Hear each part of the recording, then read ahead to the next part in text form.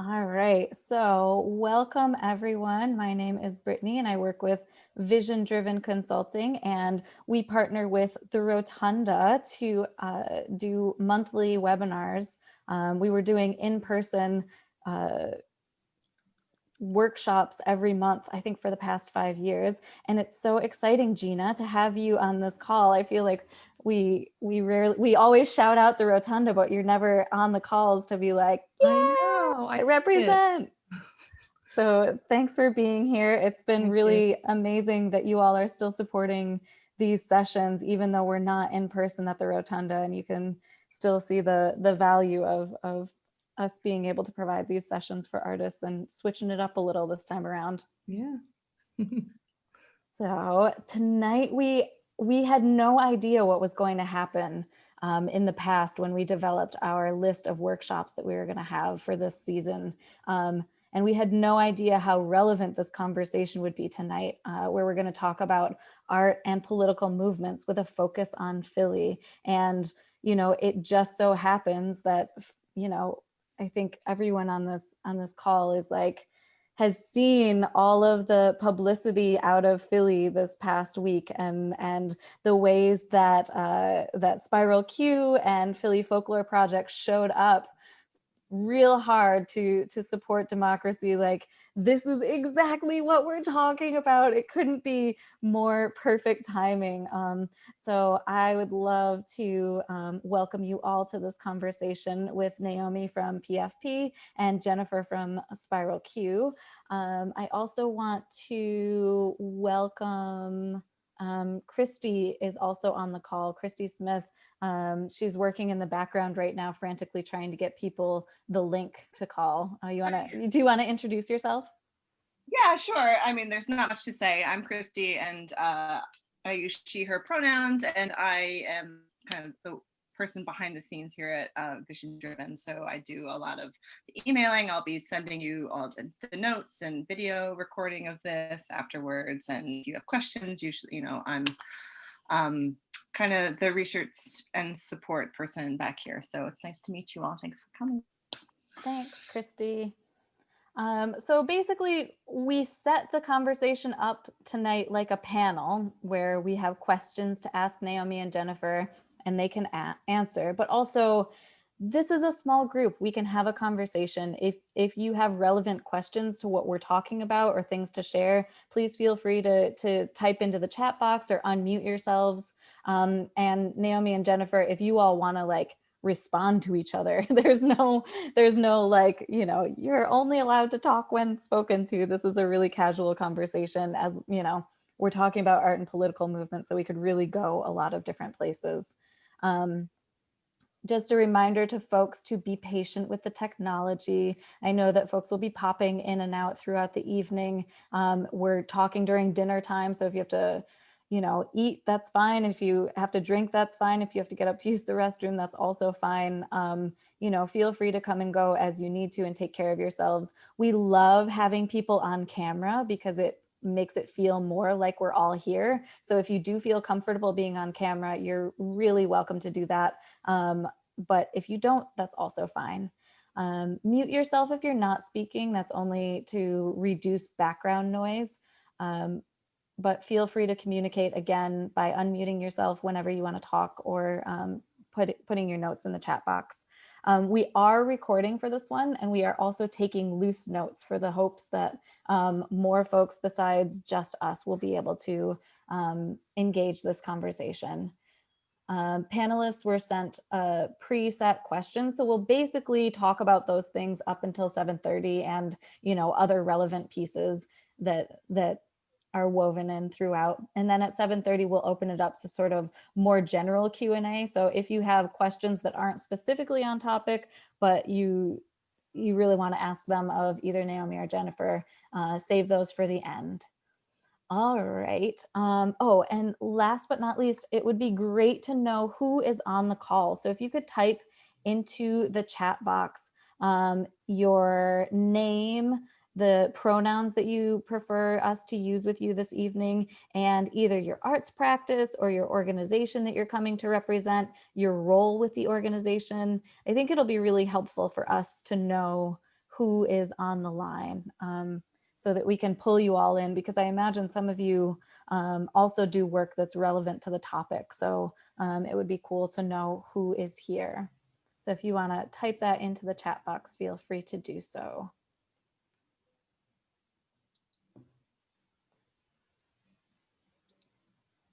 We'll give folks a couple of seconds, and this will also give us a chance to figure out how to use the chat box. So Liza is also here from Spiral Q, from Mailbox fame.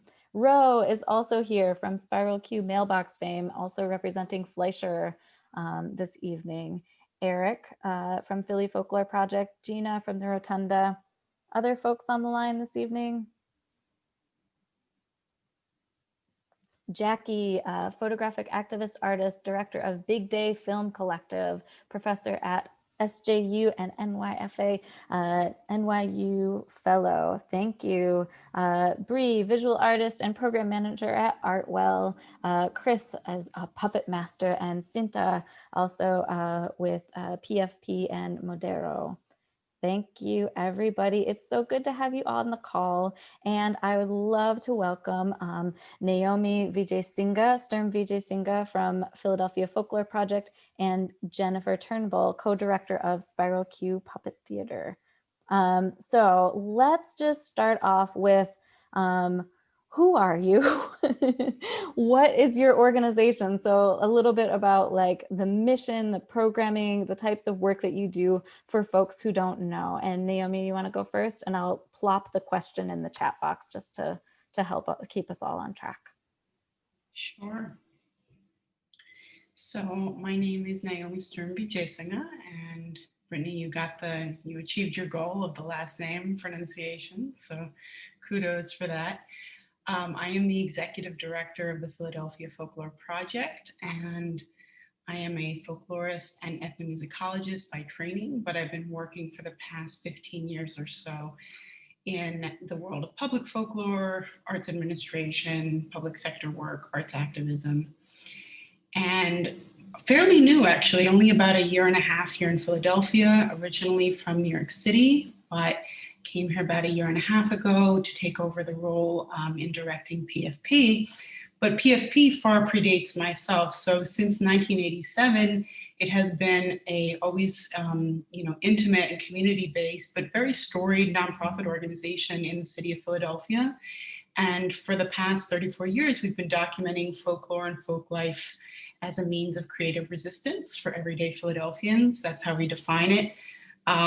But when we talk about folklore and folk life, we're talking about traditions of the everyday, traditional arts practices indigenous to communities that make Philadelphia home, both newcomer communities and old, and authentic everyday lived experiences of people. So that's how we define folklore and folk life. And our slogan is folk arts for social change since 1987. So we do a variety of things. We have a variety of sort of pillars of programming. We have our folk art and social change residency program, which does programming for the public, for and with communities. We have a very substantial archive collection as well. We provide a lot of technical assistance and services to folk artists and community organizers and practitioners in Philadelphia.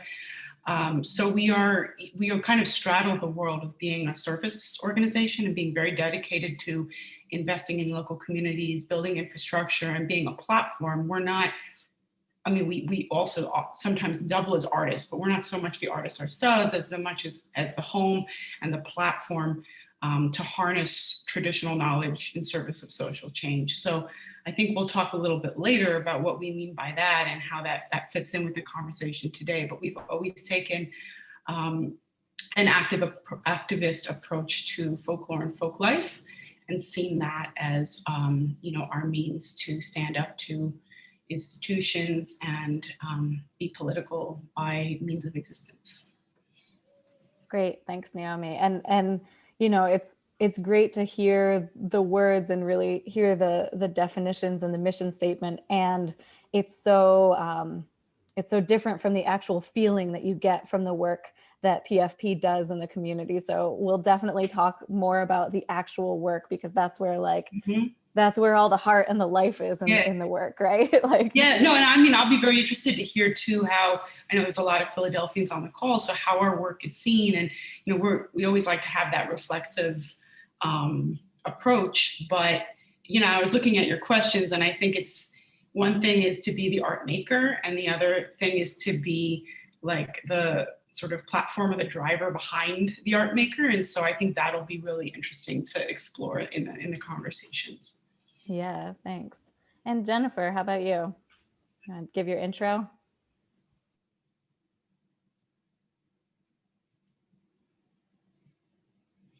You got to unmute. There you go. Here I go. Here I am. My name is Jennifer Turnbull. I'm a co-director of Spiral Q. I've been working with Spiral Q since October 20th of 2007. And so I'm going to work hard to be succinct with this small little group. Spiral Q was founded 24 years ago by an individual named Maddie Hart. And the original need for Spiral Q to exist was to uplift and really make visible the real realities of folks living with AIDS and HIV at the time. And it was really a direct response to community crisis.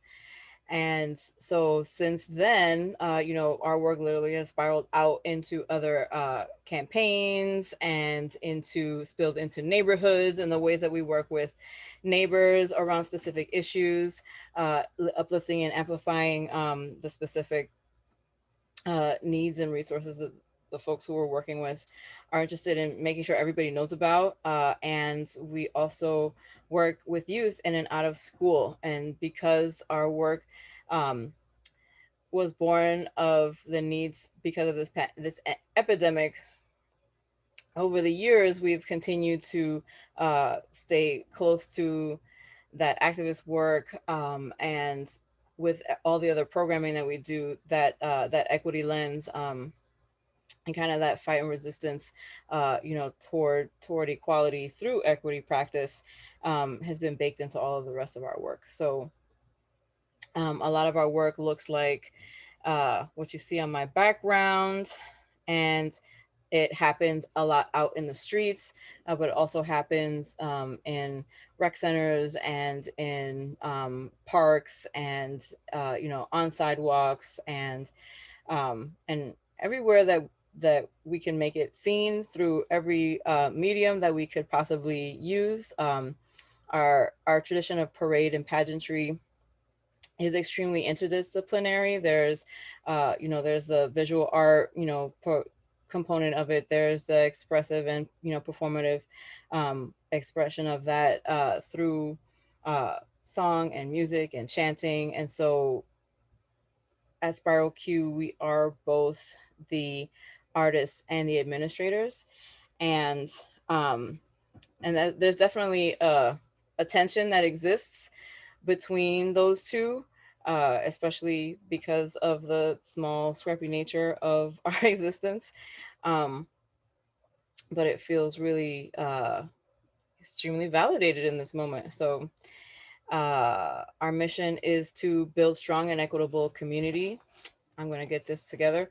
Characterized by creativity, joy, can-do attitudes, and the courage to act on our convictions. And our vision statement is as such: we imagine a city whose streets reflect the full spectrum of its residents' creativity.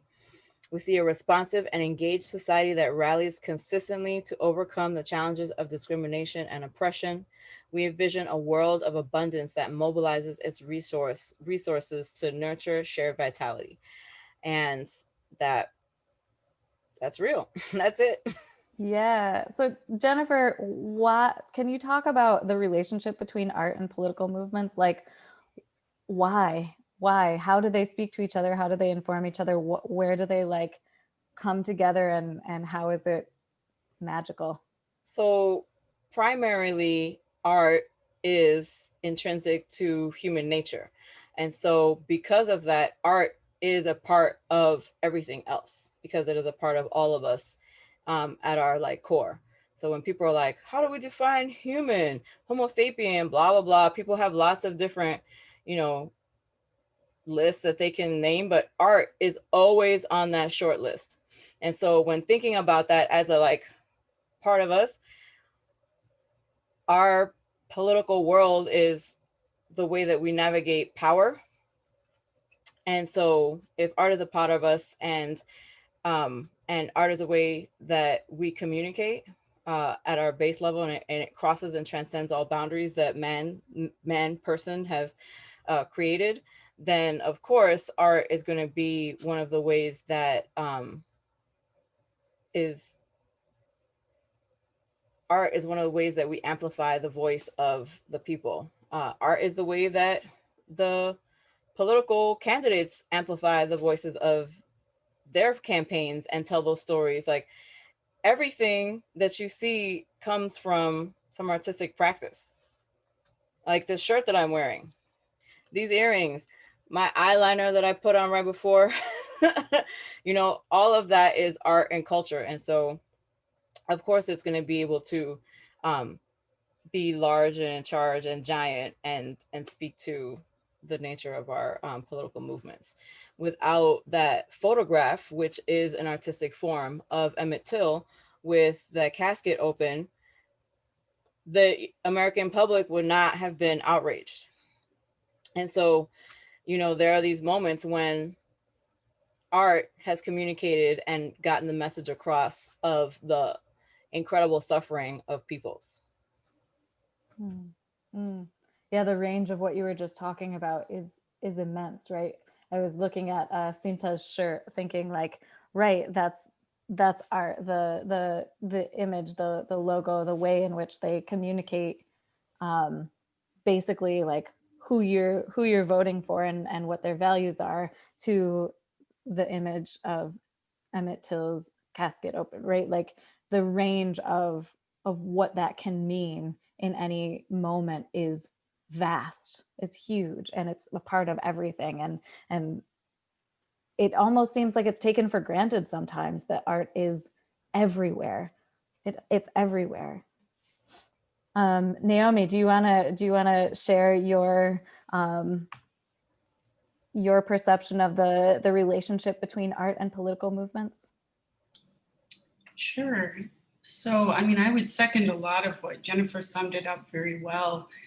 But something that occurs to me, you know, very strongly in watching the experiences of the past couple of weeks and just thinking about the documentation. So PFP has been quite involved in the documentation of, you know, recent protests and really political movements in Philadelphia for the past 34 years.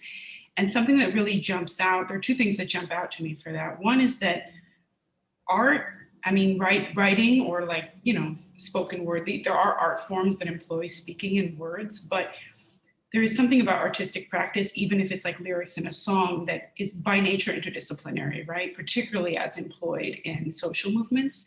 And so it allows you to do so much work in a single moment by showing rather than telling, right? So it's ironic. I mean, I love these talks. We're here, we're talking, but what really gets the work done, I mean, I remember when I saw Spiral Q's mailboxes out in the street, and I was like, that, you know what I mean? And then Eric was documenting, and we saw also the very large unicorn puppet that was dancing. And it just happened to go with this great James Brown song. And so there was all these different things happening in that moment.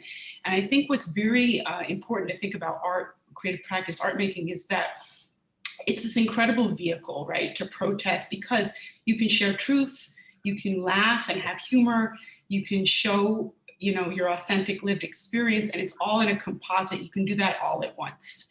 And it's so, you know, when it's done well, it's so powerful that you're able to speak to people through all these lines without having to explain it, which is very hard to do, right? And people feel it and they see it and they experience it. And, it, you know, like the article that came out in the Inquirer just yesterday or this morning, it said, you know, sometimes the act of joy is the resistance, right? And so people feel that, and art has this amazing way to touch in different ways. It's why something said in a song of protest is felt so much more strongly than simply, you know, someone speaking their minds. Great speech makers, that's an art form, right? They take up presence in that way. So that's something that I think. And the other thing was I think it's important to underscore Jennifer's point about documentation being an art form, right? The photographic, the video, over the decades, we've changed the way that we document, but I think we shouldn't forget about the political aspects of an archive, right? Because I think archives are often seen by arts organizations as the end. It's like, oh, we did this project and we're putting some stuff into the archive, and that is good. It's good to have that memory, but get back to my point about like existence being a political act, right? So there are political movements that are connected with elections and policy. And then there's, in the way we see it from PFP or from a folklore perspective, I mean, for many communities, every day of existing is a political act. They've been through so much to even be here, existing and sustaining and developing. That is a political movement, right? And so I think that archives should be seen as a way of claiming space, right? And they should be seen as a way of a community being able to say, yes, we were here, this happened. You can't rewrite history. You can't say that, you can't take away our knowledge from us. And so, I think that is another relationship. So there's the art going on, and then there's the way of documenting that and who controls that and how it's activated over time. Yeah, thank you. And thank you for bringing in the folklore piece of it, or the folk art piece of it, which, is also alive, right? Folk art, I think there's this perception of folk art as being like documentation of the past, or, like you said, the end, but it's like living traditions. Absolutely. I always tell people, because they're like, oh, are you going to act out some stories for us? I'm like, well, you're not going to see me, first of all. That's never going to be what's going on here. But also, no, folklore is living traditions, Yeah. Brilliant. Thank you. And I just want to, Jackie, do you want to share what you wrote, or just verbally comment, right? This is part of the conversation. Hi, everybody. Hi. If you want, I could just read what it says, but I have this potential to just like kind of talk, so you'll have to interrupt me, okay? So I just wrote that based on research for my artworks and for a presentation I'm going to be giving at this upcoming conference hosted by the Paris College of Art in Venice, Italy. Obviously, it's all on Zoom now, but I believe political and other artworks can elicit empathy, and that empathy that will allow for others to listen to larger ideas that have the potential to propel action. So, and I'm working on the presentation, which is going to be about art, empathy, and listening, and how that propels into action, and sort of like what the my artwork incorporates. Speaking of folklore, it's large banner cyanotypes that are intended to be installed outdoors so that people can walk through as the wind bellows through, as they listen to testimonials given by immigrants, descendants of immigrants, and asylum seekers. And so the idea is in the presentation to talk about how the artwork, relaxes the viewer's mind to begin to empathize and then listen. And the idea is to propel that into action. And so in my research, I'm finding examples of that. So. Brilliant. Thanks so much for sharing. It's lovely to have you here. I think like all of these pieces that you all are sharing come together and demonstrate the different ways, the different angles that art has power, right?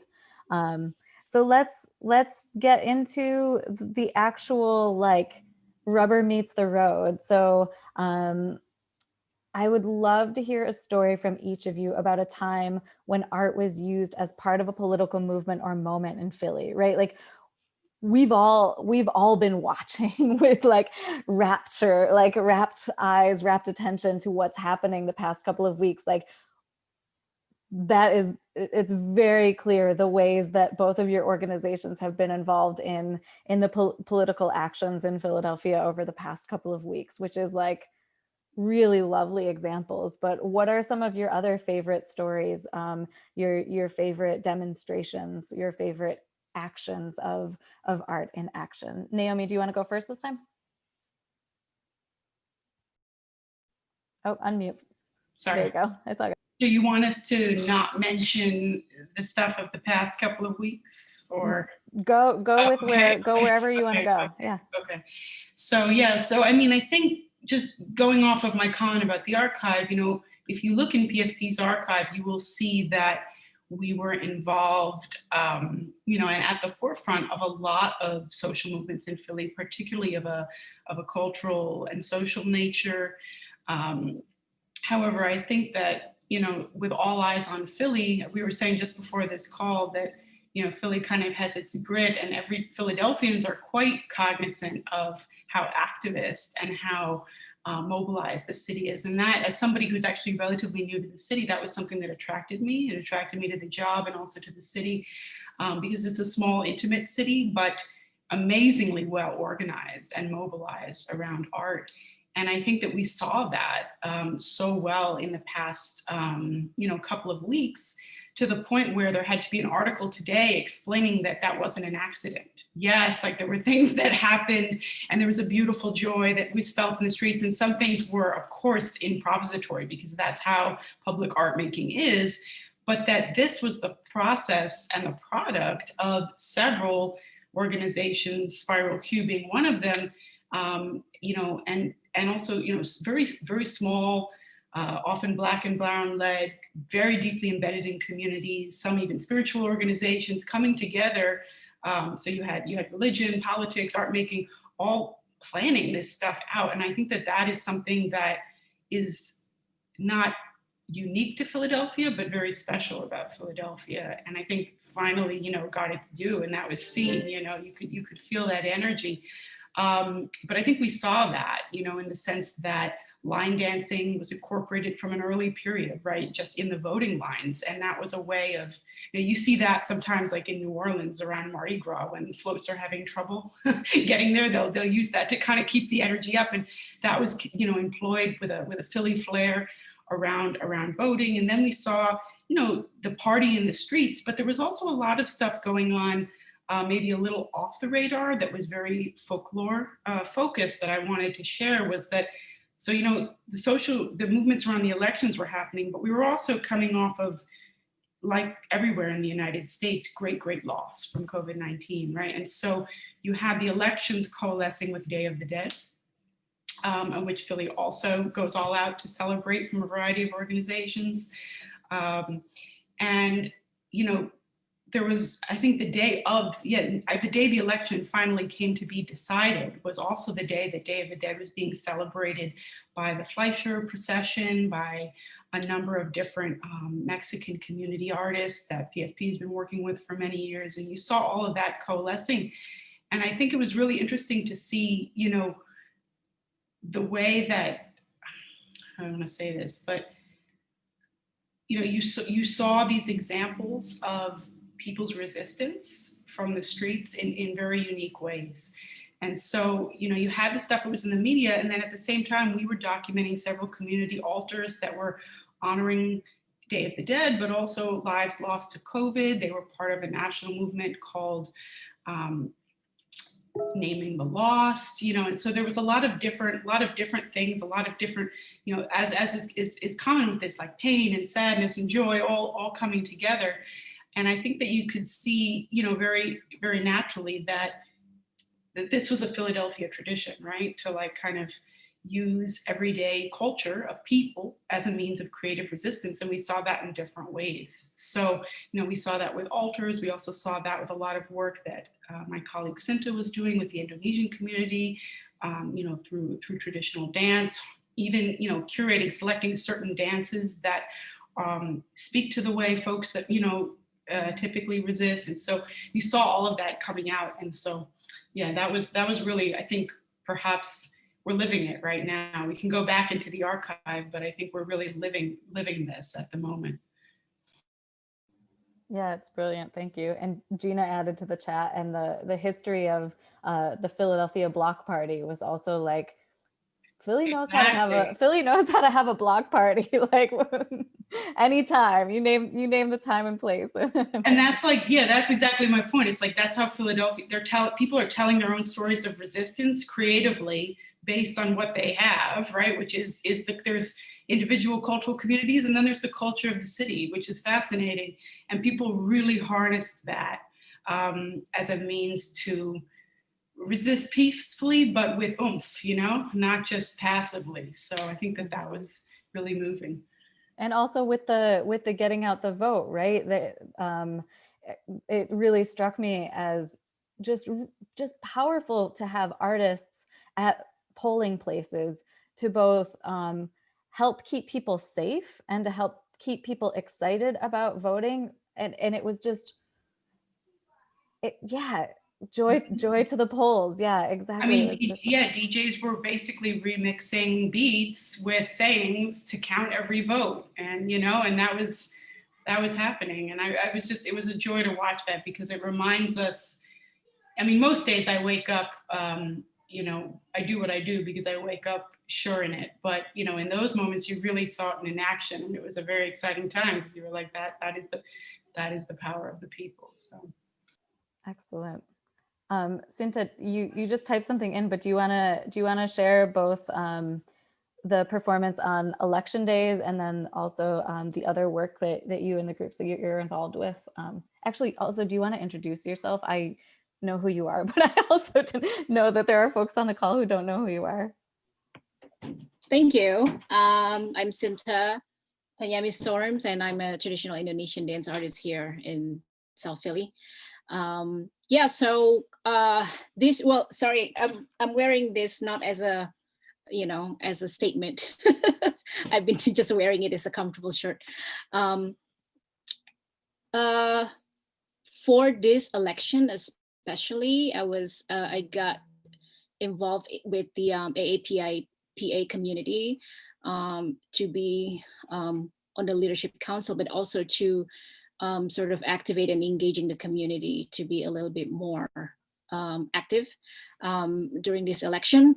So interestingly, and we were able to use our art form to actually entertain volunteers and voters on the day of the election. So we have maybe about 7 dancers from different ages to perform. And we were performing at 2 South Philly locations, at Saigon Maxim and then also at the South Philly High School. It was a really interesting experience for us. We got all dressed up. We got all the makeup on. We didn't have to. All we had to do is just show up and then just perform whatever we want. But we thought, if we're going to do this and then we want to be a part of this dance for democracy, that's how we call it, let's just go all out. So we did that. And I think it was really great to see. We were a little bit nervous at South Philly High because we didn't know how a lot of people would respond. But then it was a really great experience for us and also for the young people who can't vote yet, but will be able to vote in 2-4 years, to be able to do that. And then having people coming to us and say how they appreciate the story of the dance, how they appreciate the beautiful costumes. And it was dark because we performed later, like closer to 8 p.m. So that's what we did. As far as Madero, what we have been doing is preserving the traditional Indonesian culture here in Philadelphia, but also providing a safe space for the community to just come and learn the culture, because a lot of the 2nd, 3rd generations of Indonesian immigrants here really have no idea what the traditional culture is about, because maybe their parents flee the country to seek for political asylum. So a lot of the Indonesian community members are asylees who lives in Philadelphia. So we have been using our art form to perform at different events. And it's so great that Naomi mentioned that just for existing, that's a political movement. So that's basically what we're doing here in Philadelphia, and then just letting everybody know here is our small immigrant community, but we're here and we are proud now to be Philadelphians. So awesome. Thank you. I'm so glad you could join our call. Yeah, Naomi. I just want to ask Sinta, I'm jumping here. Sinta, can you mention, I know that when you did your 2nd performance at South Philly High, you were talking about the Pomonian dance that you did and how that was related to female power and resistance, and you connected that beautifully with protecting democracy. I think that's a great example of like harnessing traditional knowledge for social change. Could you just share that as well? Yeah, thanks for mentioning that. As an artist, usually you just do things and then you don't even think about how significant what you're doing, right? And then some people will say to you, that's great, that's a story you need to say. So and that specific dance is very special to me because it's from my ethnic group.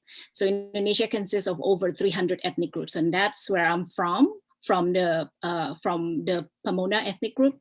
So we dance this dance called Randa Nabia, which is about women warrior. So Randa means woman, Nabia means brave, woman warrior, and they're basically warrior, but also angels. So they come from the sky, they come down to protect the people and the land. So what I told all the volunteers and voters there, we're gonna dance here for everybody to protect Philadelphia and also to protect everybody here. So thanks, Naomi. Yeah, and it worked, you know. Hell yeah. Exactly. That's the kind of thing that, you know, we were watching, you know, and I was just getting so excited about, because we saw so many communities selecting whether it was music or dance or certain visuals, but, you know, basically taking that traditional knowledge and saying, we're going to use everything we've got. And I think together it made that change. So. Got me in the feels. Jennifer, how about you? Do you have a story that you want to share? The connecting art to politics. Yes. I was like, ooh, what story do I have? But you all gave me lots of time, and it was so great to really hear the specifics, especially of things that weren't necessarily like high on radar, because that's where Spiral Q usually is. We're usually like in the cut in the corner, and it's just like, okay, you know, this is what we, you know, have to be doing. And similarly to all of those times, this is, you know, we just happen to be in the right place in the right time because of Liza Goodell. Let me just keep giving that credit to Liza, who was like, I feel like we need to be out on the streets. And I'm like, do it. I need to work with these spreadsheets real quick. But go out and have a wonderful time. And you know, we happen to get this this amazing and incredible press. So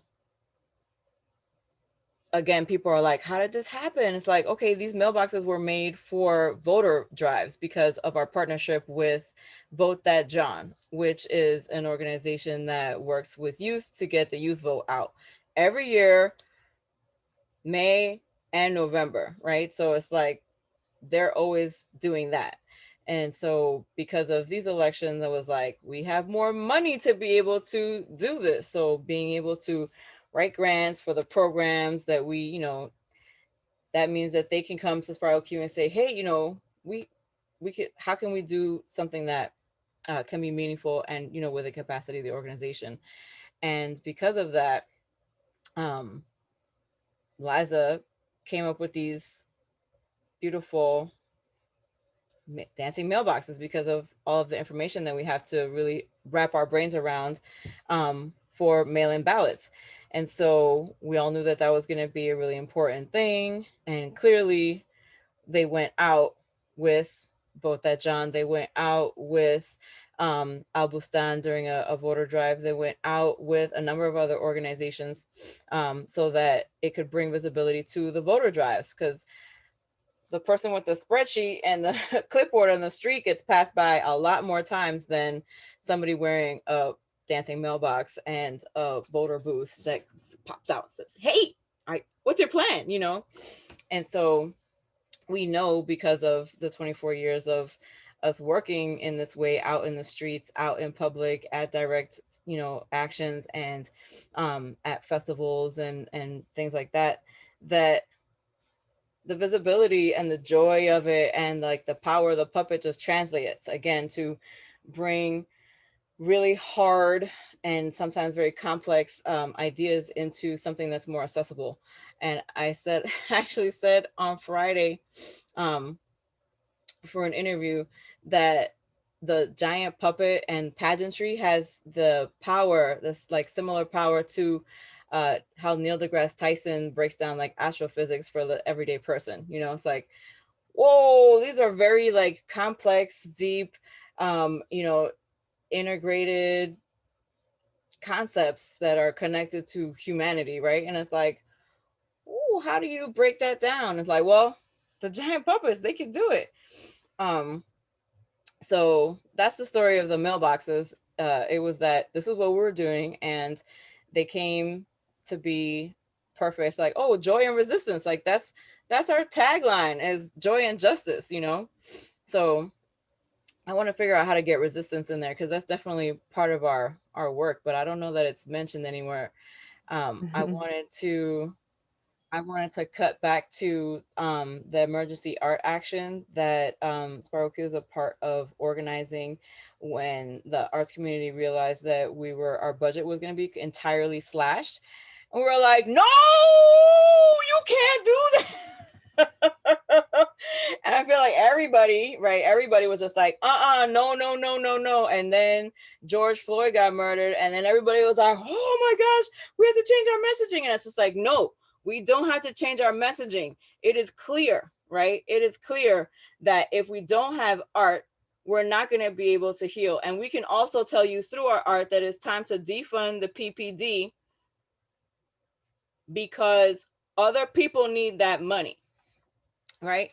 And then we come to a few months later and we have Walter Wallace, and it's just like, we haven't learned our lesson. Like, maybe you don't need your dry cleaning, right? Maybe our sanitation workers need PPE that's not provided by their own pockets and their own budgets, their personal budgets. I think that's a little ridiculous. You know what I'm saying? So because of that, the arts organizations that were impacted by losing money from the cultural fund, which they get, we get our money from, we really very important unrestricted dollars to be able to do the things that we know that we need to do that aren't necessarily part of some fancy, sexy project that we applied for some grant, right? And, ooh, I lost my train of thought. I got mad in there. It's great. It's all connected though, Jennifer. It's all connected. Right. So it's just like, okay, it's clear. And so we use art to make the message. So we definitely had the Spiral Q stuff there for the procession from the PMA down to Love Park. But it was really important for us to clearly demonstrate all of the ways that art could communicate, could integrate, right? And could bring all of these messages out. And so all of the performers that came out, they were like, look, this is really amazing and beautiful. And people were engaged through each of these presentations. It wasn't just like,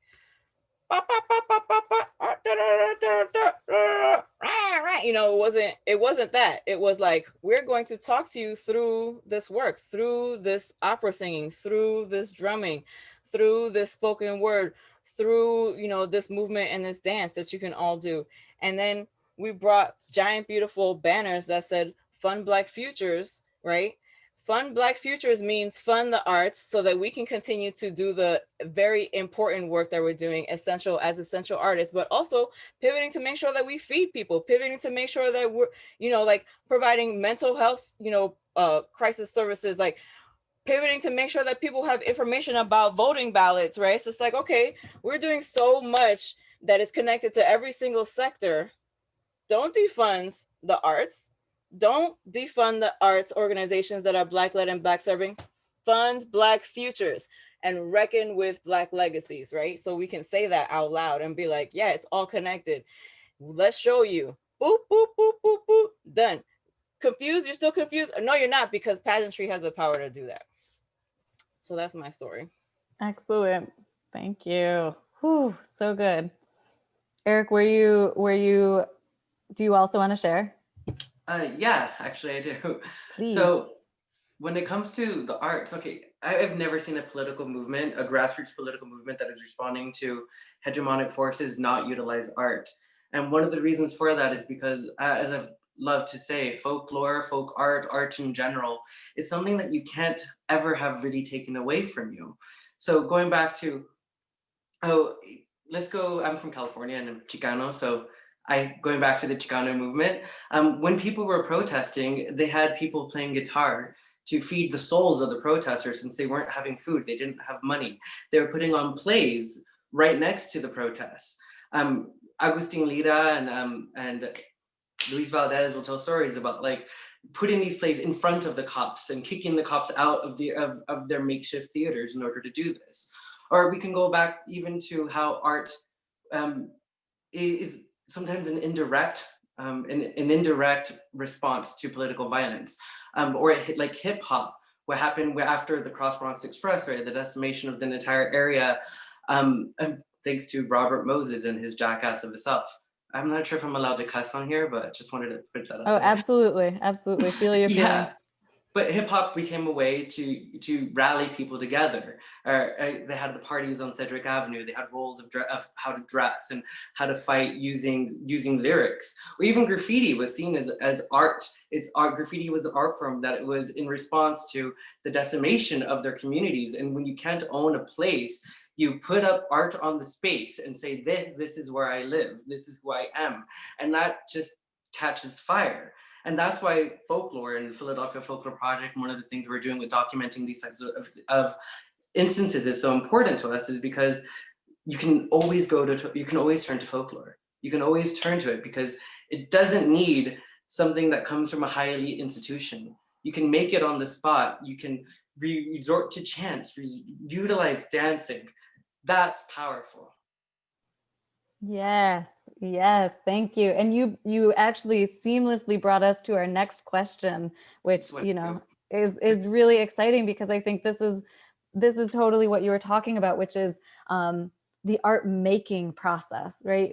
We've been talking a lot about what happens when the art is out, but you know, Jennifer, I'm curious if you want to go first about talking about like, yes, art is political when it's out, but what happens? What happens when you create art, and what happens in the process of making the art, both like as an individual and with groups of people? So as an individual, art and making art has a physiological response in the body, which has been researched by William Penn Foundation. Thanks for giving us the academic cred to be able to say, yes, making art, any kind of art, reduces the cortisol levels in your body, and cortisol is your stress hormone. And so artists all know that. People who make art know that they are like, I need to make some art. I need to make some art. I'm just like, oh, I need to dance. If I don't dance, I'm not going to integrate all this stuff. I'm just going to go a little, ooh, right? And like when I'm feeling like that, if I don't dance, then I need to do that. And when my ankle is messed up, then I'm like, what am I going to do? Right?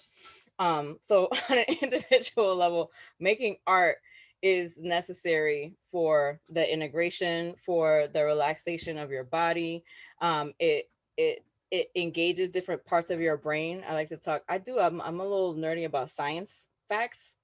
Like if we were on a team about trivia, you want me on your team for science and math. I had no idea. I had no idea. Anything else. I don't know movies. I don't know songs. I don't know years. Don't ask me about any of that stuff. But anyway, Albert Einstein would get stuck on his problems. Oh, what is my big brain can't actually figure it out. So he would go and play his violin. And then when his violin was playing, his amygdala in the back of his brain was like, and then he would be like, oh, okay, I got it. I'm back, right? And so that's another like individual thing. And then art making, and I've witnessed this, art making, when you're making art with other people, creates space for you to have conversations. When you are macheting a giant puppet next to somebody and that's gonna be like a couple hours, what are you doing while you're macheting? You're talking to one another. And with Spiral Q, a lot of the work that we all do, and also with my own personal practice, because it's so collaborative, it's based in something. So it starts from somewhere. And so if we're working with community members, like in Chinatown, with our work that we did with PCDC and 4 different community daycare centers and one Unlock Senior Center, and having like community meetings with folks being like, okay, what kind of ways can we connect and have, story circles and all that. It's like, if it starts from a place, then it allows lots of people to be able to come together and be a part of it. It allows those, so I'm going to go back to this example about this project that we did in Chinatown in 2017. In 2017? Anyway, we worked with really, really young youth, and we worked with really old folks, and we had other community members that were part of the conversations around that. But it was all about, it started from being about green space. It was just like, we don't have access to green space. Our only access to green space is across this, what is essentially a 4-lane highway. Ooh, look at this. What is essentially a 4-lane highway, right? And we have 2,500 kids from our daycares that have to cross this 4-lane highway. And in addition to that, in order to get to that 4-lane highway, we have to deal with all of this traffic in our sidewalks. And it's also, not to mention that it's also, the Chinatown is bisected by 676. So the same thing about, the Cross Park Expressway. It's just like, this community has not been decimated because Chinatown is strong. We're not going to say that we've been decimated, but like, that is a huge hit, and that's not okay. That's not okay for people, for basically the colonization of like a place that is already settled by peoples. It's like, okay, come on, right? So being able to give voice to elders through beautiful banners that they were bringing into the street saying, well, I don't remember I can't say the saying in Cantonese, but it was like, lions, what is it, mouth? Street like lion's mouth. And I was like, oh, there you go. That's perfect. I don't have to say anything. You know what it is. Let's develop a platform for you to say the things that you need to say to the public so that they know, right? In your own voice, in your own words, in your own language. And we gave a place for these very young little ones to be present and have a visually literate voice in this parade that we created in the street. And then we co-created this festival in the park that is in the like area right across from where the park is.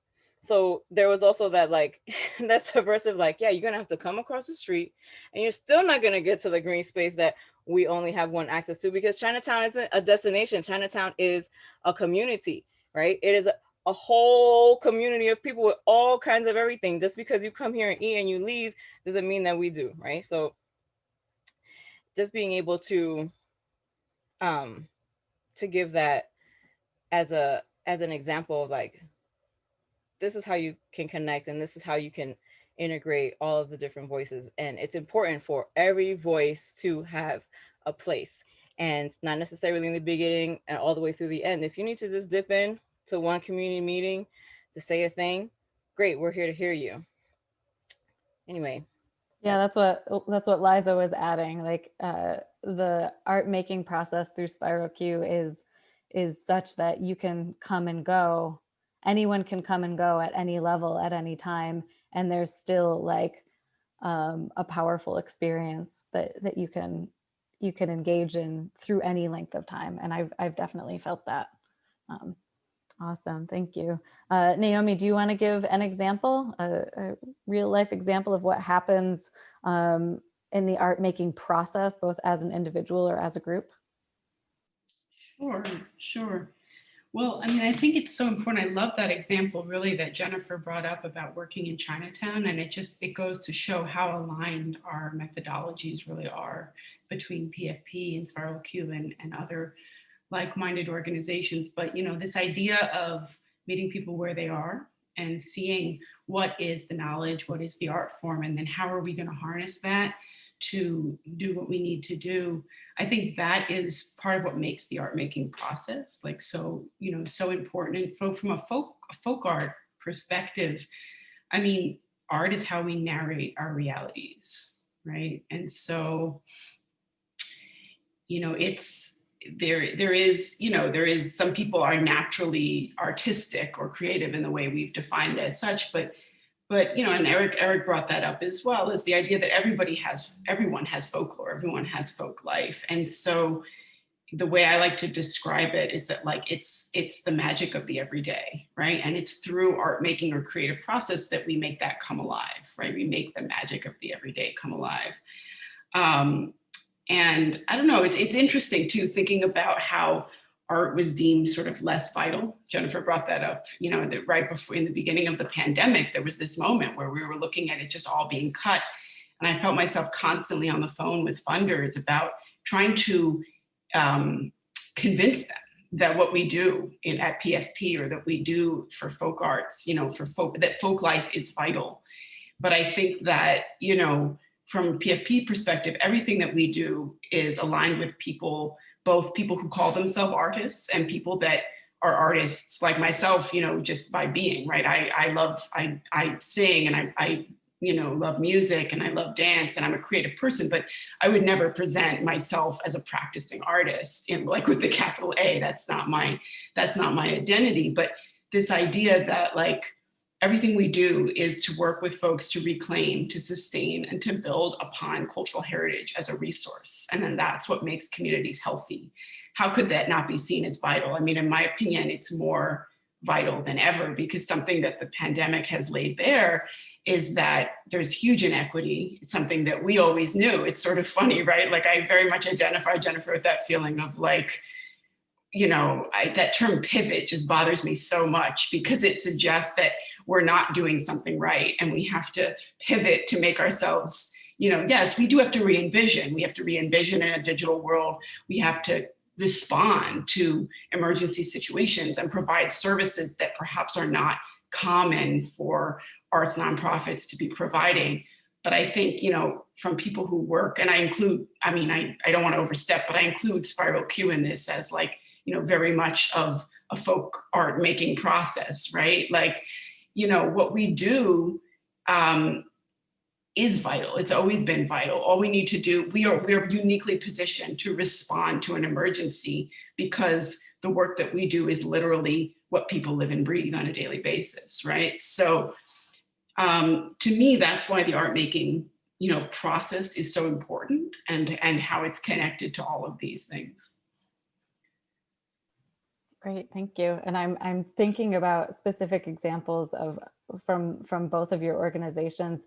Naomi, when I used to live in West Philly, I used to come to PFP to see the Tibetan mandala be created every year with my child. And I'm curious, Naomi or Sinta or Eric, do any of you want to talk about like what happens what happens in that process, both as the individual person who's creating the art, and then what happens when people come and see and participate in and engage that process? Yeah. So I can start that off, and Sinta might want to jump in as well, since she's been around for a few of these. But that's a good example of our folk art and social change residency program, right? And so that's a very loose definition of how we work with folks. And that was my follow-up to your fourth question when we get to that about our methodologies. But what I will say is that like that's a good example of Losang Samten, who's a master Tibetan San Mandala artist and also a spiritual teacher. He's been working with us for decades. And one of the ways he works with us is that he's in residence annually, and we plan to continue that, although this year we were a little bit derailed by the time that he does that. That was not possible due to the pandemic. However, he's in residence annually in our gallery, and he creates a mandala based on a particular theme that he selected. And actually, before we realized how extreme the pandemic was going to be, he was going to do a healing mandala, right? And so that was going to be the theme of this year. But basically, he comes in and he constructs one of his mandalas out of sand, and there's a series of programs, and then as is the tradition, it's also deconstructed and washed away because of this idea of ephemeral, art making in Buddhist philosophy. But it is this very interactive thing, and it was sad that we couldn't do it because I remember he called Sinta and I, and he said, "Oh, don't worry, this year we'll have a healing mandala, and we're going to give our blessings to the community." Luckily, we were able to capture some of that in a podcast that we made called Folk Aid, which you can access on our website or Spotify, and it's ongoing. But it's a podcast that looks at traditional healing practices in Philadelphia communities. And Losang was one of the invited guests, and he does talk about making of mandalas and spiritual healing. But Sinta, I don't know if you want to add any, just firsthand experiences from being in the gallery with Losang and the kind of interaction with the public that you've seen. Yeah, I mean, I can add a little bit. It's such an amazing experience. If you ever met Losang, he's such a amazing person, like so calming. Just being next to him is like your aura and your vibe is totally just like positive. Like you just like, right, Brittany, you met him. And I think personally, what's interesting with his art making process, as he's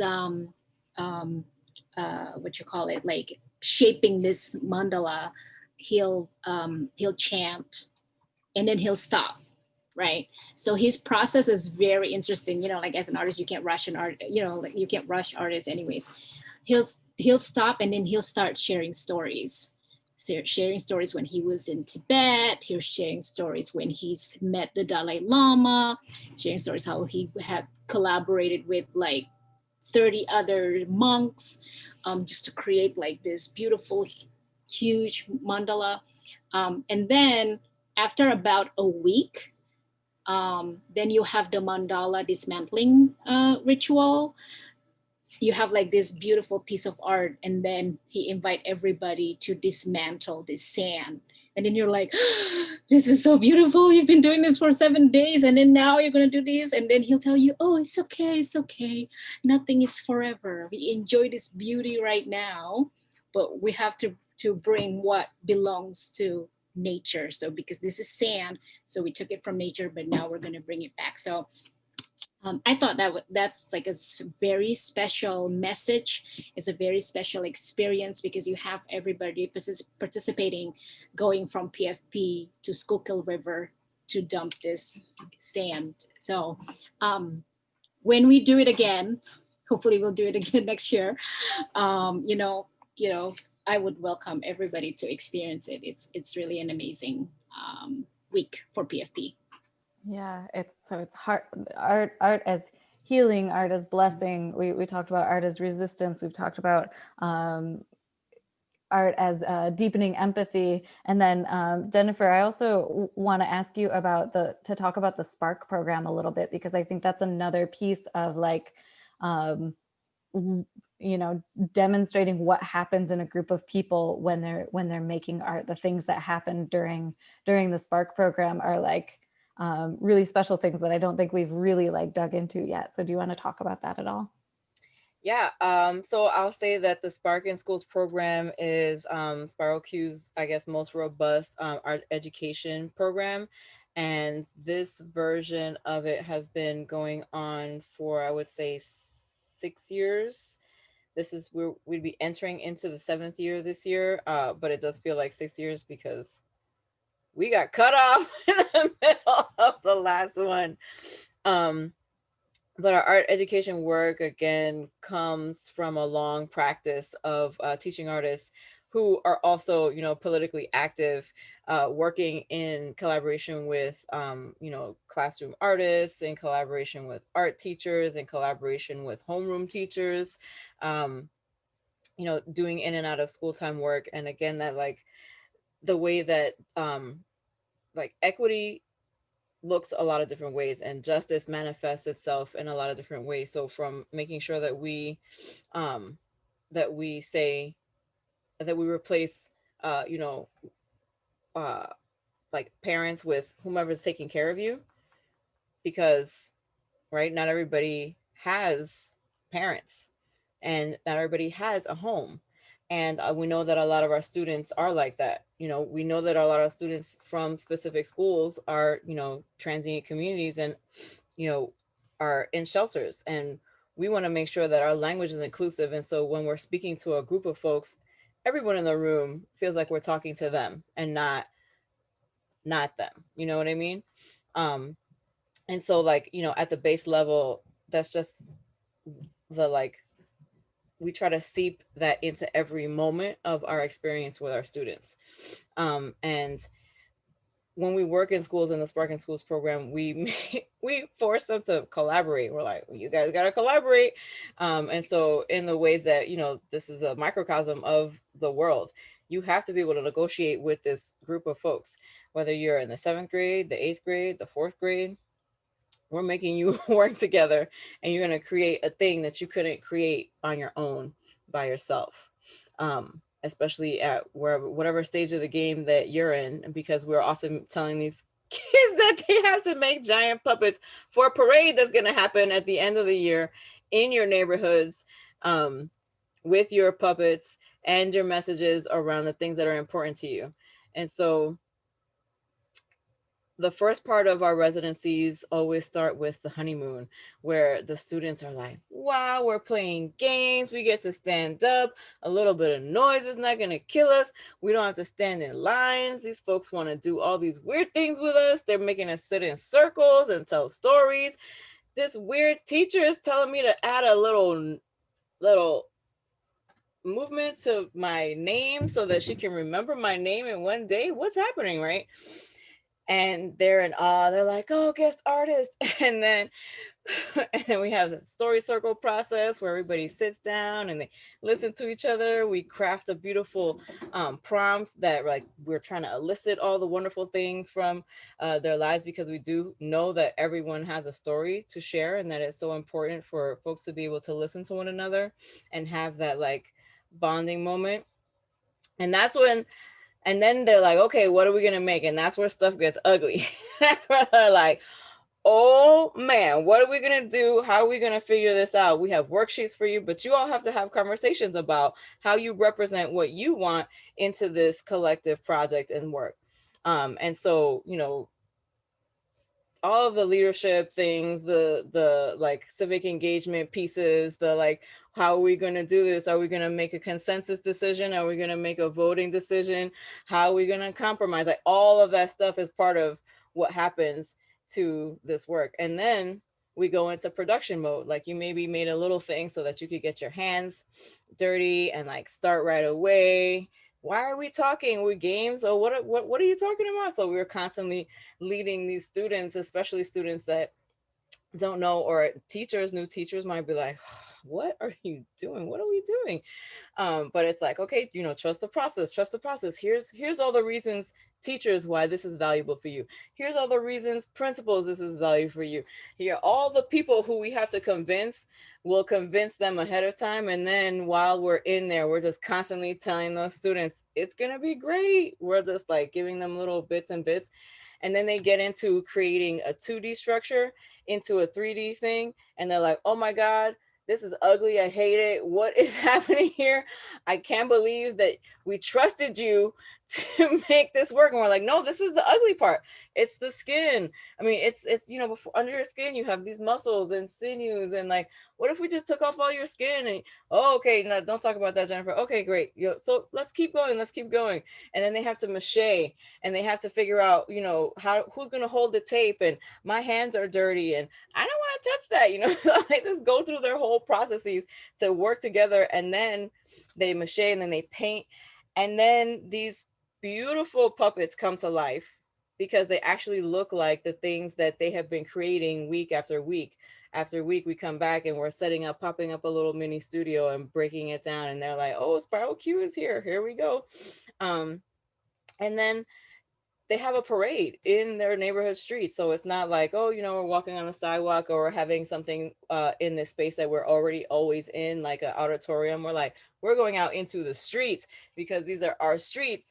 And this is what we want to teach you how to do. We want you to be comfortable here. We want you to be loud, proud, and just have a great time. Because again, existing is a political act and a form of resistance. Thriving and daring to read the Bill of Rights and know that we have the right to pursue happiness is a political act of existence. So that's Sparking Schools. And we start from all the different places so that the teachers know that it's valuable. Oh, we're going to start with the history of Martin Luther King's Freedom Now speech that happened at 40th and Lancaster, that is right down the street from the school. And we're going to make sure that you know that 50 years ago, 10,000 people came to hear Dr. Martin Luther King speak, right? And he told everybody, the time is now. And it was beautiful. And so it's like being able to make our work relevant, force kids to be part of this process, which is like, you know, talk about civic engagement, talk about leadership development, talk about negotiation, talk about being able to, you know, present, talking about all the different art skills that you have to actually be able to learn at a basic level with recycled and reused materials that you could possibly recreate at your home with your families. You know, it's a beautiful and important thing. And that's the Sparking Schools process. And it's awesome, right? Because we're talking about, like, you know, art as joy, art as resistance, art as this, art as that. And also like the Spark program, like art is messy. Art is kids having arguments with each other. Art is like figuring out leadership, like getting things wrong. And this all happens so that they can go out into the street and feel powerful and feel proud at the end. And I just think, like, I appreciate how you connected the process of art making to what we've been talking about, which is like, it doesn't just appear out of nowhere, right? There's like something gritty or like something messy and chaotic and loud that has to happen in order to give birth to this like powerful piece of work. Naomi, I don't know if you want to add anything to that, or if you have thoughts, or if we should move to the next question. Well, I do, and I feel like my thoughts lead us there. So do you want to say the next question and then have me respond, or how do you want to? Sure. I mean, I think we've been sort of talking about this the whole time, which is basically like, how does your organization support and connect with local artists? Like, what is the secret sauce of your work? Yeah. So I think what you said there, and you know, what was evidenced by Jennifer's discussion of that Spark program, is that, you know, this idea that, like, where does art come from, right? Like, where does the creativity come from? Does it just appear? No, it's there. And I think that is a really key ingredient in our sort of secret sauce, or our methodology at the Folklore Project.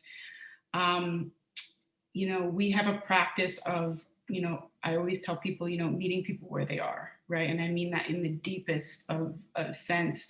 And I think that in the art world, people might throw that kind of a statement around with engaged art and public art and stuff like that, but I don't think it should be taken for granted, because, you know, something that's unique to a folk life strategy, which is how we would call our methodologies, or like what we do at PFP, our folk life strategy, is that we don't bring art into communities.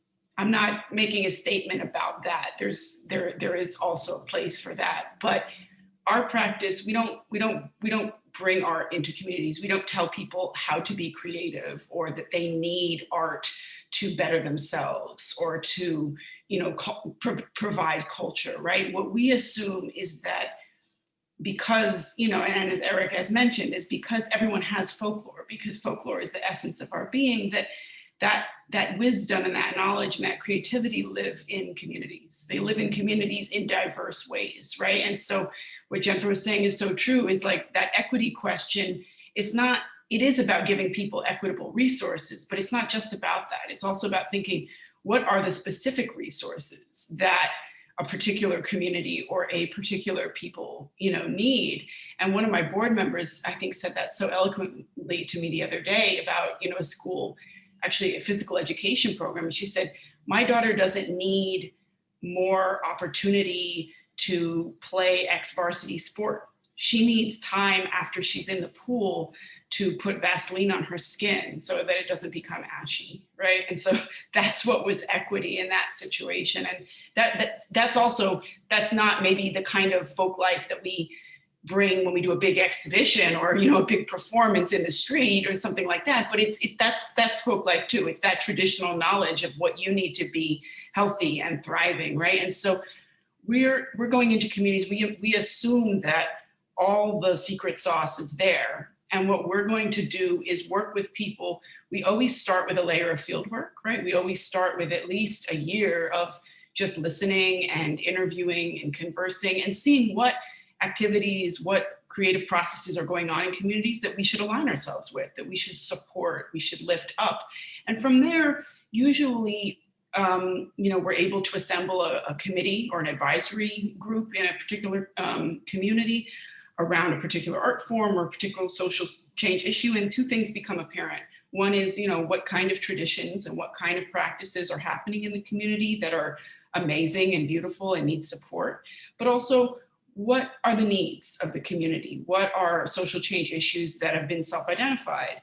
You know, what is the greatest struggle for that, you know, particular community at this time? And so then our job is to draw the connection between point A and point B. So we start thinking as folklorists or with a folk life strategy about, okay, what's the wisdom that lives in this traditional dance form, right? Whether it's like Sinta was talking about with Pomonian dance, whether it's a cooking tradition that, you know, talks about how you preserve food or, you know, medicinal properties of a tea or, you know, something like that. You know, what or is it hair braiding? But what is the wisdom that lives in this tradition that then could be harnessed and applied to solve X problem as identified by the community or speak to X issue? And then we work with artists and community activists to create a project that does that. And that takes on very different forms. It can be the commissioning of a chorus, like the Liberian Women's Chorus for Change, where they're using traditional Liberian folk song to teach about domestic violence and, you know, and post-traumatic healing. It could be the creation of a huge community sourced altar, like our La Ofrenda project from last year in the Italian market, that was beautiful and an exhibition in its own right, but it also was about claiming space for the Mexican community in Philadelphia and being visible in a way that, you know, we could see it, but that the community members had identified to us as like, this is an issue. We're seen in X kind of way and we want to be seen in this way and we need a platform to do that, right? And so that was the social change issue that was solved there. And, you know, we do that over long periods of time. We invest in those relationships. They're not something that you can do just dipping in and dipping out, right? Because a particular topic is in vogue this week or that week. You know, we do responsive things too. You know, since joining us, Eric is our new folk art and social change fellow. He's been doing some great stuff on our social media with a hashtag Folklore Happens that was directly responding to election commentary. But, you know, our big sort of flagship programs are these really deep, long-term relationship building, you know, projects where we, sometimes artists come to us and sometimes we seek people out, and it really depends on the situation. But it's like, it's these long-term partnerships that allows us to create the kind of change and theorize it and put that into action. So yeah, that's what I wanted to share. It's beautiful. Thank you so much. Appreciate it. Jennifer, do you want to share the Spiral Q secret sauce? I kind of want to say that that our secret sauce is the same as PFP's secret sauce,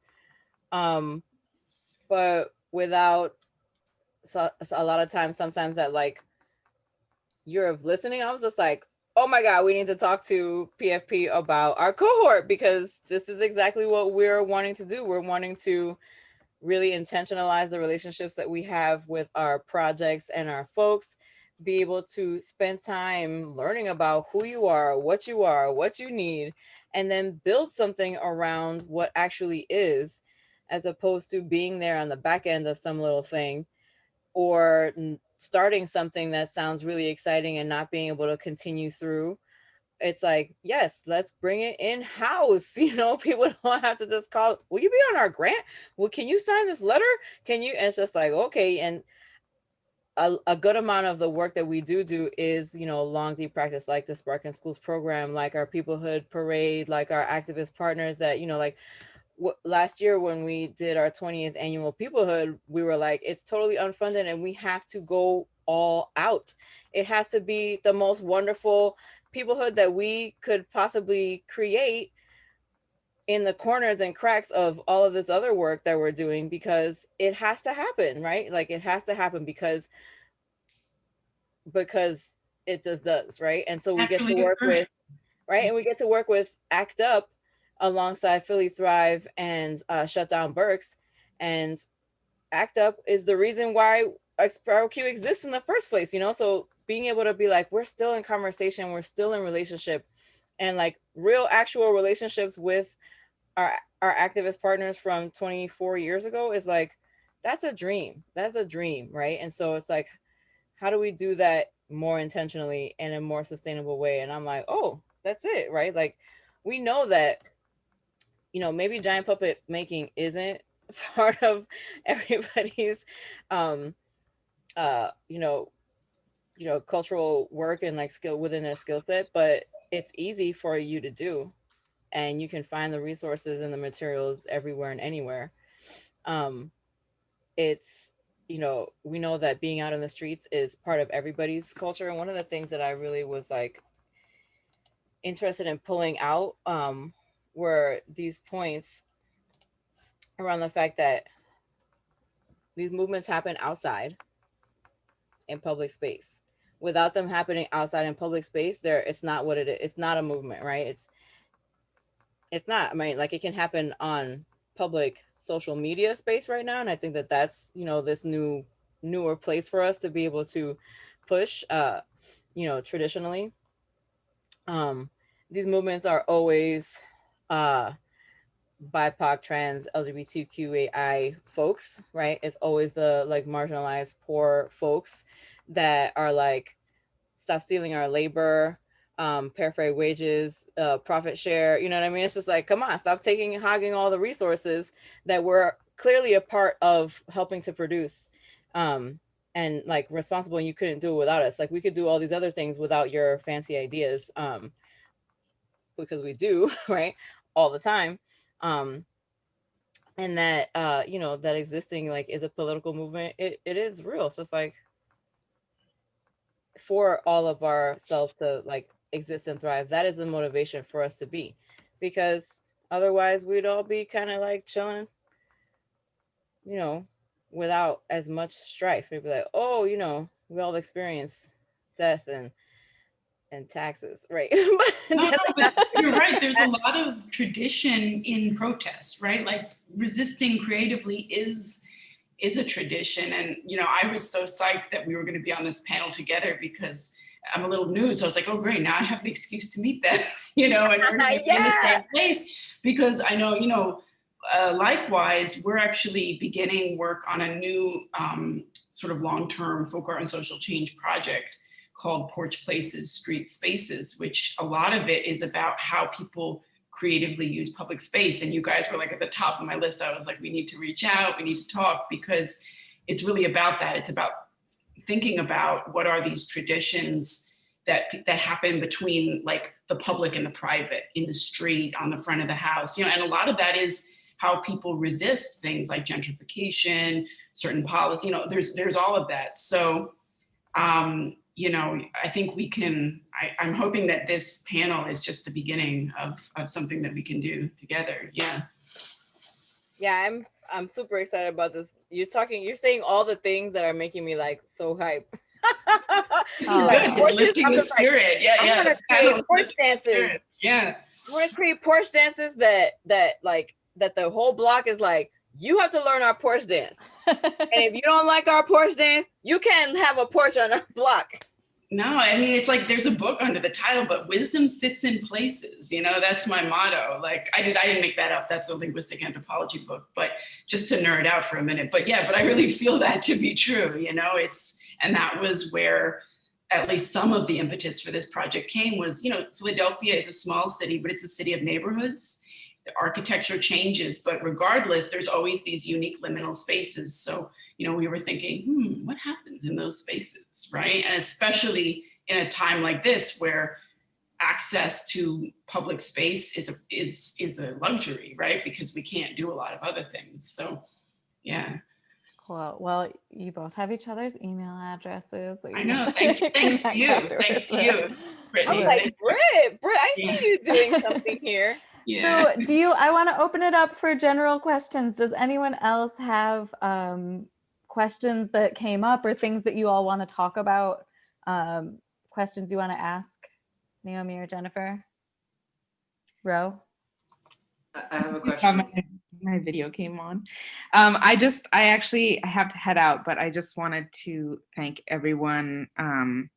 Spiral Q was very much like my political art home in Philly, and I'm really in my new life as in charge of the youth and family programming at Fleischer, which to me isn't like a specifically movement-oriented organization. I'm really, really trying to bring all of this energy with me, and would love to talk with any and all of you about about how to bring this spirit into the ethos of working with young people. And yeah, just have a lot of love and appreciation for all of you, especially in this moment right now where I'm like, yes, art is the thing. This is the thing. Hey, Ro, do you want to drop your email in the chat box so that folks who don't have your email address can reach out to you? Yes, would love to. Thank you. Yeah, thank you. Other folks, any questions? Yeah, Eric, go ahead. I have a question for Jennifer. Now, your puppets, they danced, which meant that you designed them with the idea of dancing. How did you navigate that? Here we go. I think Liza should really answer that question. I'm not gonna ask her to answer the question if she doesn't want to, but just know that if something is being worn, it needs to be, we need to make it so that it can be worn, and whatever you get to do in the puppet is your own. Yeah. But we all knew that these would be activated, moving, dancing, joyful mailboxes that were like, use me. Liza, do you want to jump in? I've been trying to lure you in this whole time. So the question was how it dances? How do you get your puppets to dance? Well, I've been doing puppets and parades since I was 13, and I'm 42 now. So I have a lot of people around me who make puppets, and so I've had a lot of great influences. So there's this puppet maker, Ann Cubberley, who's in Hartford, and she's really been my mentor in the way that those move. So lots of rings. That's the answer, is really just lots of rings, and to keep it light. What does that even mean? Lots of rings. Sorry. Oh, for the wear. It's for the, lots of rings of tubing and cane, like basket weaving cane, and then covering it with a light fabric. But really keeping things light is key, and having the head moves, which is my favorite part of it. And so it's the way the head is connected is loose in a way that the head bobs up and down with it. So, and then, but I made that puppet and I love it. Well, do the people wearing it unicorn, did they have to be trained in how to dance with it properly, or? Oh, well, that's funny actually, because Jennifer is a dancer. So we have 3 main people who've worn that puppet. And when we went out the other day, someone named Bethany wore it. And that's the person who's worn it the most, but Jennifer's worn it. And Sam Rise from Girls Rock Philly wore it this summer at the arts rally. And they all had very different personas put into it. And I was trying to categorize that too. Jennifer's very dancerly. Bethany's the chill life of the party with a lot of stamina. And then Sam was the fiercest unicorn, stomping. And then, I mean, I don't know if any of you know Sam, but they were also just like walking backwards on an unpaved parkway. It was like on the parkway, and it was like they were repaving it, so it was a little bumpy, and like walking backwards while also just like talking to the whole march about why this is all important. And then the leg came off a couple times because I still haven't fixed the attachment. And So Sam who, just kept stomping while I was trying to tie the who was wearing it? so the, Sam's a fiercest unicorn. So, but also I think the movement, honestly, like I've worn it too, but I don't think I've done a good enough job to include myself in that list. But the way it moves, actually, the unicorn is a better dancer than I am.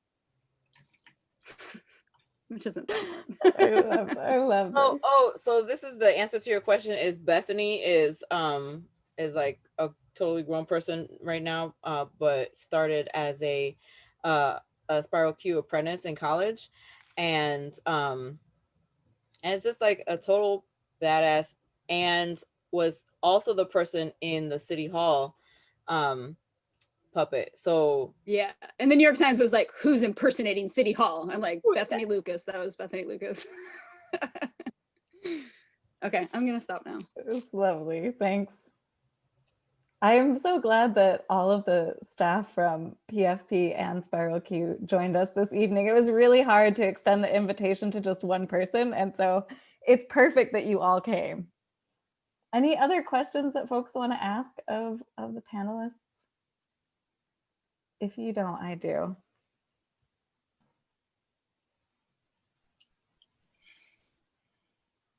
I have one. Sure. Hi. Hi.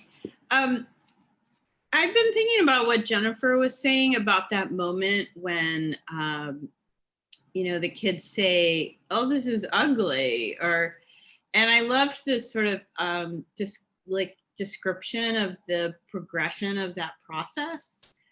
And it makes me realize like how rare it is for like kids or maybe adults to like, I don't know, be able to like see a mess, you know, like I'm staring right now at my Mac. I mean, I work at a history of science museum, but I still don't really understand how this is happening. You know, I don't understand what's inside this laptop, you know? And I think there's something really like to go through a process and learn to tolerate those ugly moments, and sort of, you know, make choices collaboratively. Like I really appreciated sort of hearing that story through. And the other thing, and maybe also this question of process and backstory. I mean, I think of the book that PDP published like a number of years ago, that In My Heart I Am a Dancer book, by, is it Shamarun Yin? And it's just a very touching story of like how, you know, this person carrying this you know, a sewing machine, like it fleeing Cambodia. I recall, I haven't read it for like 15 years, but it made a big impression on me as like both his backstory and, you know, and sort of the dance that then gets interpreted each time he is dancing, if he has the right pronoun. So I don't know, I mean, maybe those are kind of disconnected thoughts, but I wonder about those questions of process and how to really work with communities through even the tough parts of that.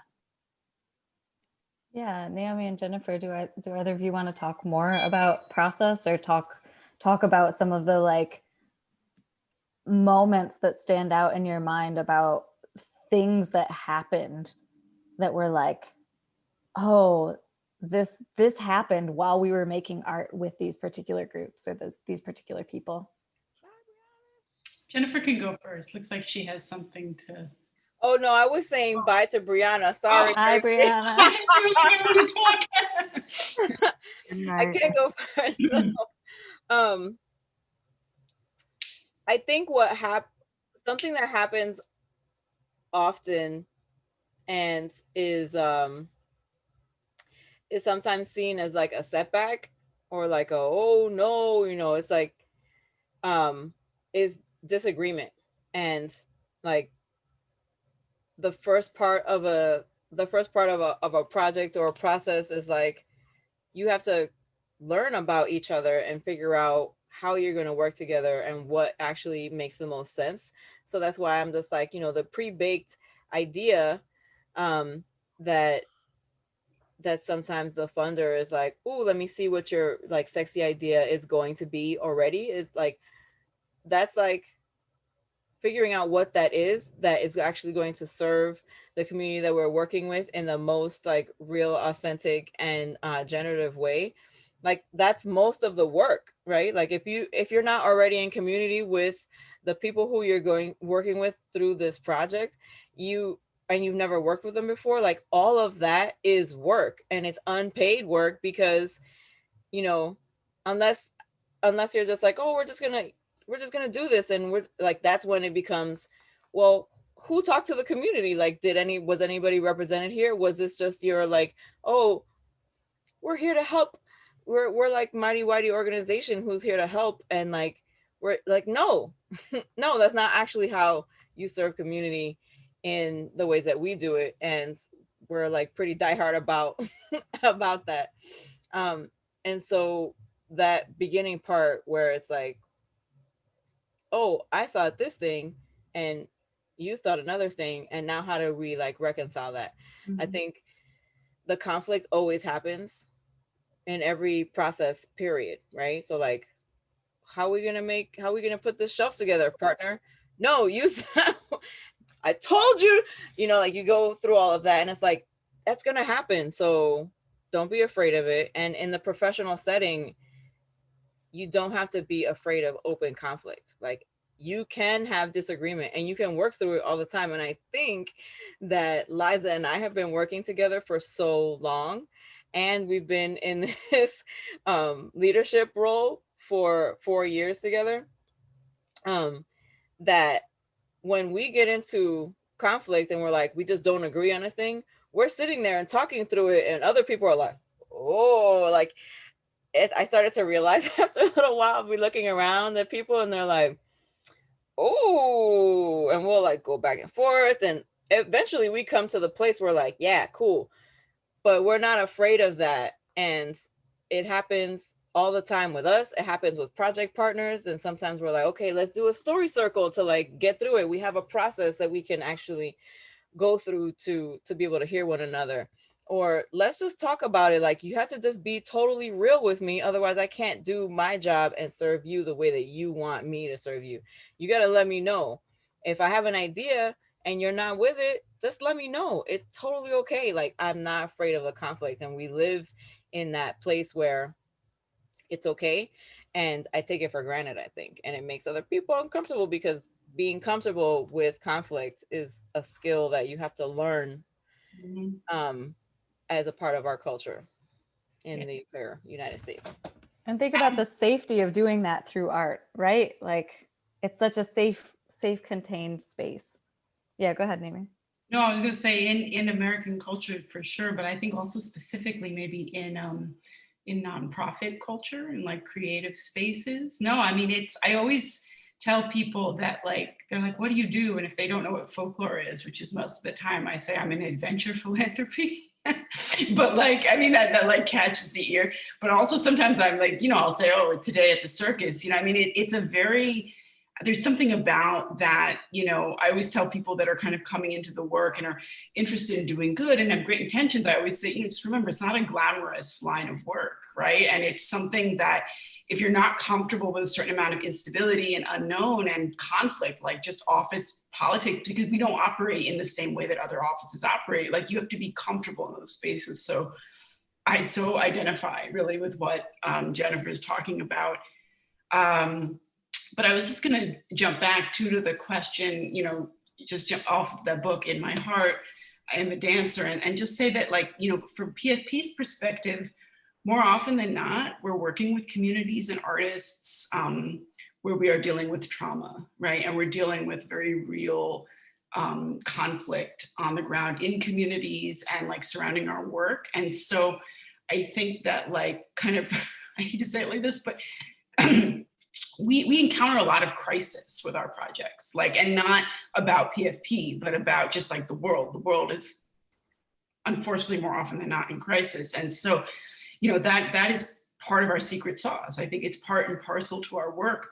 And I was thinking of two examples, Christy, to answer your question, one that predates my time here and then one from this past year. But we were actually about to launch a major klezmer concert 2 years ago. And it was scheduled at the Annenberg, and we had everything set up. It was the Soul Songs Project. And the day before was the Tree of Life shooting in Pittsburgh. Ugh. And so there was this major crisis, and it was not in Philadelphia, but very culturally relevant to the project and to artists. And, you know, I was not here at that time. I do not envy my predecessors, Selena Morales, and having to make that call, you know, but that is the kind of call that sometimes you have to make. And, you know, we did decide to, the artist wanted to, and we decided to move forward and to stand strong and to say that, you know, exactly that joy can be an act of resistance, right? And we're not going to back down to this. And that's very much, you know, the joke in Jewish culture is like every holiday is like, they tried to kill us, let's eat, you know, we're still here. So there was very much that that energy of like, no, you know, we put all this energy and a lot of money and a lot of time into this beautiful project, commissioning new work, you know, Susan Lincoln Watts, and, you know, we said, no, we're going to go forward. But that is a good example. That kind of tragedy and trauma seems to follow our work because of just the nature of it. And this past year, we were actually, Sinta and I were, this was before Eric had joined us, we were gearing up to do an amazing fundraiser with our Luatan Feast initiative, Indonesian, you know, Javanese feast. And we were turning that into this gala event. And it was going to be not just for us, but also for the community, like a money maker and a really exciting thing. And the pandemic hit, and we kept sort of putting it off, you know, because it was like 2 weeks lockdown, 1 month lockdown, you know, it just kept going and going. And finally I said, you know, crap, this isn't happening, right? Like we're not doing this fundraiser. And at the same time, our communities, the Indonesian community included, is traumatized, and people are out of work, and people don't, at that time, definitely didn't have testing and PPE. Everyone was in crisis. And so, you know, we use our methodology of being responsive, you know, to that. And I sat with a board member of mine, and we came up with a way to do it as a takeout version. And Sinta was amazing, and she has a background in marketing, and obviously, you know, it's her community, and so she knows all the vendors personally, and we mobilized and we turned it Luatan in a box, you know, and that was our answer. And so, you know, we're continuing that. It was actually potentially more successful than a traditional gala event in a funny way. It really answered a need, and it has a profit sharing, 50-50 profit sharing relationship with vendors. So, you know, it was a way, but, you know, it was a big call. I was like, we're closing down, we're not doing this. I'm looking at major financial losses for the organization. And it was like, how do you make joy out of pain? And I think that is the art making process. So yes, I think that, you know, and if you talk to anyone working at PFP now or previously, you know, our founder, Deborah, our former program director, Tony Shapiro, Pim, they will speak very eloquently about conflict in the work. And I think our work is about finding creative solutions to trauma and healing. Yeah. Thank you, Naomi, for those amazing examples. I think we have time for one more question if there's any other questions.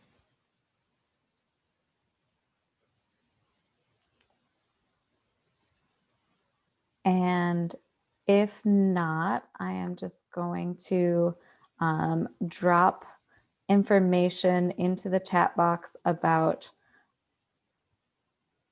additional sessions. We have one more session in 2021 or in 2020, which is planning for 2021 for artists on December 14th. Otherwise, I am just going to say thank you so much to Jennifer and Naomi for joining us this evening. And thanks to all of you for joining us. I feel like this was such a great conversation because of the folks who showed up. And I really appreciate you all and all the work that you've been doing, not only the past 2 weeks, but for literal decades across Philadelphia. You all have made such a deep impact on communities and movements in Philly. And I'm just so gracious to be in your presence and working alongside of your organizations. So thank you both. And Yeah, I hope you all have such a lovely evening, and we will put this recording up for folks to